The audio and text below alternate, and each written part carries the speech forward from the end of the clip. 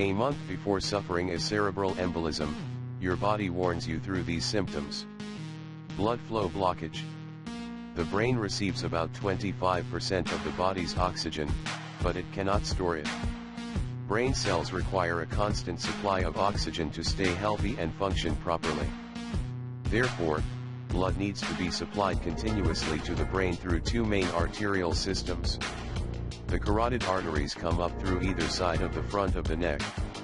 To feel the pulse of a carotid artery, place your fingertips gently against either side of your neck, right under the jaw.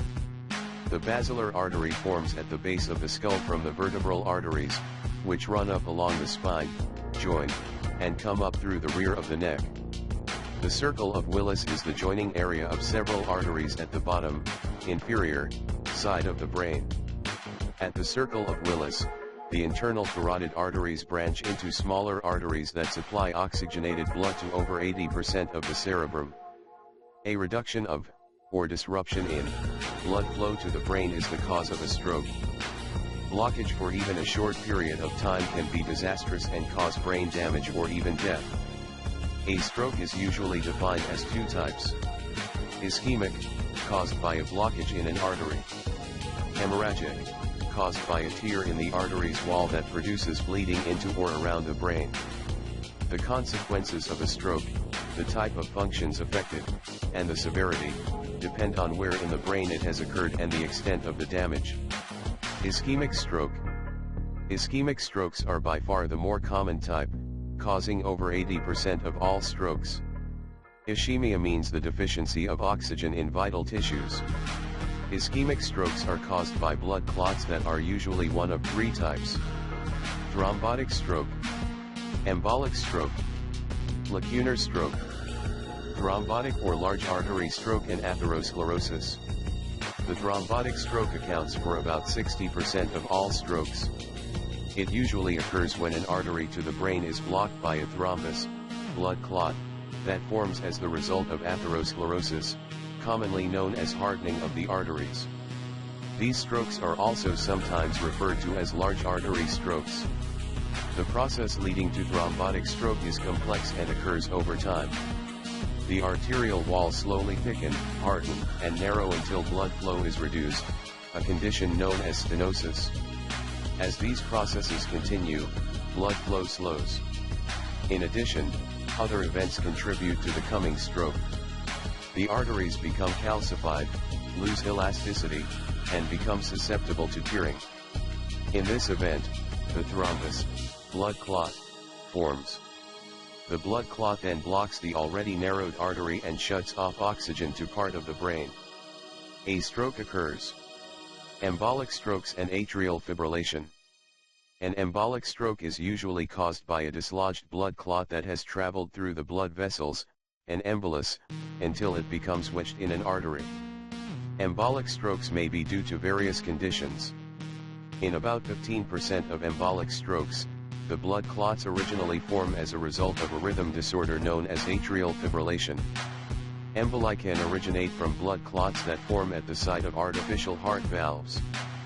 Patients with heart valve disorders such as mitral stenosis are at increased risk for clots when they also have atrial fibrillation. Emboli can also occur after a heart attack or in association with heart failure. Rarely, emboli are formed from fat particles, tumor cells, or air bubbles that travel through the bloodstream. Lacunar strokes. Lacunar infarcts are a series of very tiny, ischemic strokes, which cause clumsiness, weakness, and emotional variability. They make up the majority of silent brain infarctions and are probably a result of chronic high blood pressure. They are actually a subtype of thrombotic stroke. They can also sometimes serve as warning signs for a major stroke. Silent brain infarctions. Many elderly people have silent brain infarctions, small strokes that cause no apparent symptoms. They are detected in up to half of elderly patients who undergo imaging tests for problems other than stroke. The presence of silent infarctions indicates an increased risk for future stroke, and are often contributors to mental impairment in the elderly. Smokers and people with hypertension are at particular risk. Transient ischemic attacks, TIAs. A transient ischemic attack, TIA, is an episode in which a person has stroke-like symptoms for less than 24 hours, usually less than 1 to 2 hours. Transient ischemic attacks, TIAs, are caused by tiny emboli, clots often formed of pieces of calcium and fatty plaque, that lodge in an artery to the brain. They typically break up quickly and dissolve, but they do temporarily block the supply of blood to the brain. A TIA is often considered a warning sign that a true stroke may happen in the future if something is not done to prevent it. TIA should be taken very seriously and treated as aggressively as a stroke. Hemorrhagic stroke. About 20% of strokes occur from hemorrhage, sudden bleeding, into or around the brain. While hemorrhagic strokes are less common than ischemic strokes, they tend to be more deadly. Hemorrhagic strokes are categorized by how and where they occur. Parenchymal, or intracerebral, hemorrhagic strokes. These strokes occur from bleeding within the brain tissue. They are most often the result of high blood pressure exerting excessive pressure on arterial walls already damaged by atherosclerosis. Heart attack patients who have been given drugs to break up blood clots or blood-thinning drugs have a slightly elevated risk of this type of stroke. Subarachnoid hemorrhagic strokes. This kind of stroke occurs when a blood vessel on the surface of the brain bursts, leaking blood into the subarachnoid space, an area between the brain and the skull. They are usually caused by the rupture of an aneurysm, a bulge in a blood vessel, which creates a weakening in the artery wall. Arteriovenous malformation, AVM, is an abnormal connection between arteries and veins. If it occurs in the brain and ruptures, it can also cause a hemorrhagic stroke. Symptoms. People at risk and partners or caretakers of people at risk for stroke should be aware of its typical symptoms. The stroke victim should get to the hospital as soon as possible after these warning signs appear. It is particularly important for people with migraines or frequent severe headaches to understand how to distinguish between their usual headaches and symptoms of stroke. Time is of the essence in treating stroke.